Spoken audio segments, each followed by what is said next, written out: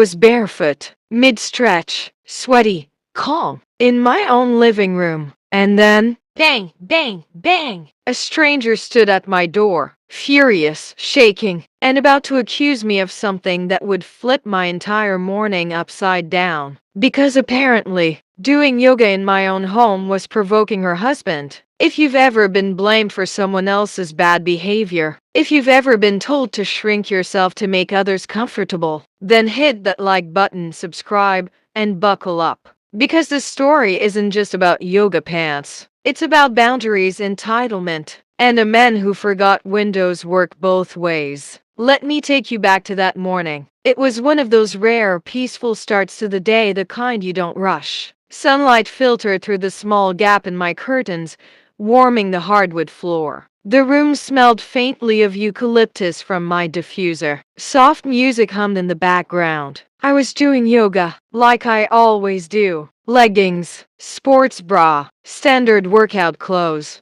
Nothing dramatic, nothing revealing, just comfortable. I live alone. No roommates, no kids. This space is my sanctuary. So when the pounding started sharp, aggressive, frantic, it ripped me straight out of my calm. I froze mid-pose. The knocking didn't stop. My heart kicked up. I wrapped a towel around my shoulders out of instinct and walked to the door. And that's when I saw her, a woman I'd never met. Mid-40s, rigid posture, lips pressed so tightly together they looked painful. Her arms were crossed like she'd been rehearsing this confrontation all morning. Before I could even say hello, she snapped, "You need to cover yourself." No introduction, no courtesy, just accusation. I blinked. "Excuse me," she huffed. "I'm Sarah.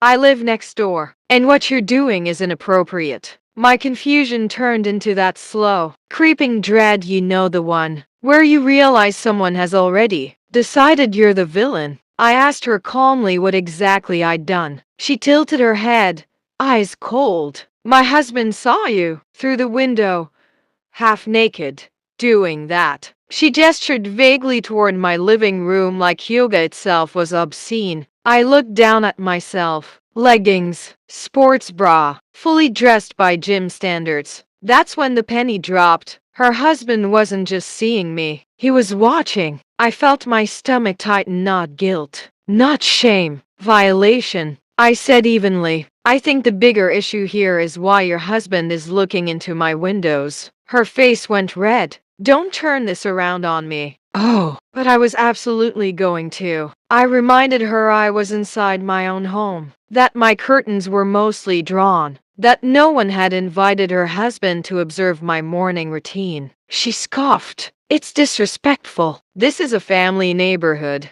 I felt heat rise up my neck, so I said what she didn't want to hear. "If your husband is uncomfortable, he should stop staring. That's not my responsibility." She sputtered, literally sputtered. Then came the words that made my jaw drop. "You're trying to seduce him." There it was. Not concern, not decency, projection. I took a breath, deep, steady, and I told her, "I'm not changing how I dress in my own home because your husband can't respect boundaries." Her eyes narrowed. "I'll report you to the HOA." That's when I closed the door. But here's the thing, that should have been the end of it. It wasn't. Over the next few days, the tension was palpable. Every time I stepped outside, I felt eyes on me. Their blinds were always tilted. Lights flicked off when I looked over. Then the letter came from the HOA, a formal complaint about indecent exposure visible from neighboring properties. I laughed. Then I got angry. Then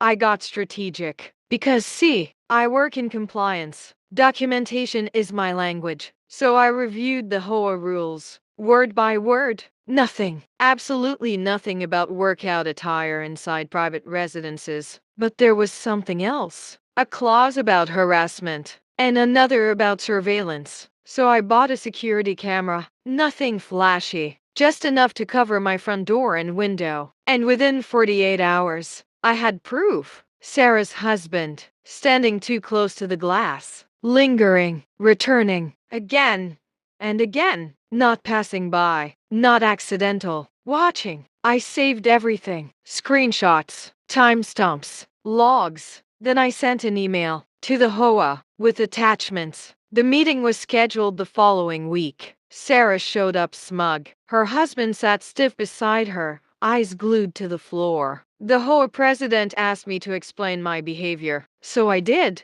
I played the footage. Silence filled the room. Sarah's face drained of color. The president cleared his throat. Ma'am, this appears to be a pattern of inappropriate observation. Sarah whipped around to her husband. You said it was one time. He didn't answer. The complaint against me was dismissed. But that wasn't all. The HOA issued them a warning about harassment, about privacy violations, about future consequences. As the meeting ended, Sarah avoided my eyes. Her husband couldn't look at anyone, and for the first time since this started, I felt safe again. Here's what I learned. Some people would rather control others than confront their own problems. But you're not responsible for someone else's lack of self-control. Your body is not the issue. Your boundaries are not negotiable. And silence only protects the wrong person. If this story made your blood boil or gave you that sweet sense of justice, hit like,